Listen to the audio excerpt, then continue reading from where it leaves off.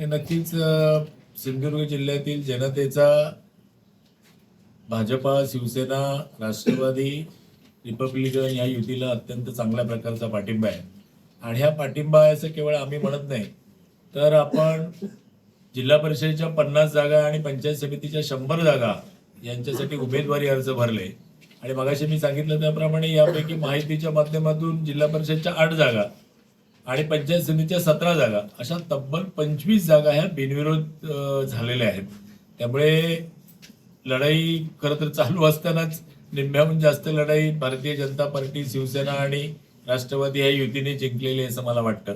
त्यामुळे उर्वरित ज्या जागांवर लढती चालू आहेत त्या सगळ्या जागांवर भारतीय जनता पार्टी, शिवसेना आणि राष्ट्रवादी या महायुतीला चांगल्या पद्धतीचा विजय मिळेल यामध्ये कुठलाही संदेह नाही. संपूर्ण जिल्हाभर या महायुतीच्या प्रचाराच्या निमित्ताने आम्ही मंडळी फिरत आहोत. माझ्यासोबत आमच्या महिला जिल्हाध्यक्षा श्वेताताई गोरगावकर आहेत, दोंडी चिंदरकर आमचे तालुकाध्यक्ष, सगळी मंडळी आहेत. आज मालवण तालुक्यामध्ये आमचा प्रवास होता. तर अशा पद्धतीने संपूर्ण जिल्ह्यामध्ये युतीसाठी पोषक वातावरण आहे.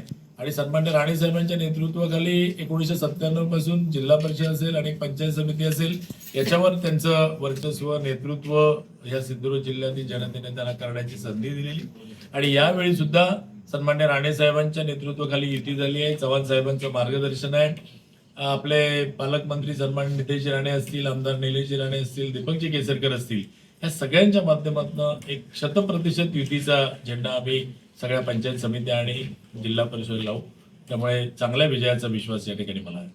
महायुतीच्या बाजूने, महायुतीच्या माध्यमातून केंद्र सरकारचे असतील, राज्य सरकारचे असतील किंवा जिल्हा स्तरावर इतक्या कामांचा जोर सुरू आहे किंवा इतकी कामं सगळी पूर्ण झालेली आहेत. त्यामुळे साहजिकच जनतेचा जो विश्वास आहे किंवा जनतेचा जो काही समर्थन आहे ते महायुतीला आहे. त्यामुळे कुठेतरी विरोधी पक्षाचा उत्साह म्हणण्यापेक्षा त्यांचा जो म्हणजे आपल्याला लढाईच्या ह्याच्यामध्ये आहे ते थोडंसं कमी प्रमाणात आहे असं मला असं वाटतं. परवा आम्ही दुधीच्या माध्यमातून सन्माननीय CM साहेबांची, देवेंद्रजींची सभा आपण आयोजित केली. त्याची मोठी तयारी सुद्धा झालेली होती. साधारणतः 10 ते 15,000 नागरिक या सगळ्या सभेसाठी येणार होते. दुर्दैवाने अजितदादांचं निधन झालं, त्यांना देवाज्ञा झाली आणि सभा कॅन्सल झाली. दिवस फार कमी आहेत आणि सगळ्या शेड्यूलमध्ये हा 3 दिवसाचा राष्ट्रीय दुखवटा असल्यामुळे पुढच्या काळामध्ये CM साहेबांची सभा होईल की नाही माहीत नाही. कदाचित त्याचं उत्तर नाही असं आहे, कारण तेवढा वेळ मिळणार नाही. पण यानंतर चव्हाण साहेब असतील, सन्मान्य पालकमंत्री असतील, राणे साहेब असतील, यांच्या सभा मात्र नक्कीच सिंधुदुर्ग जिल्ह्यामध्ये होतील.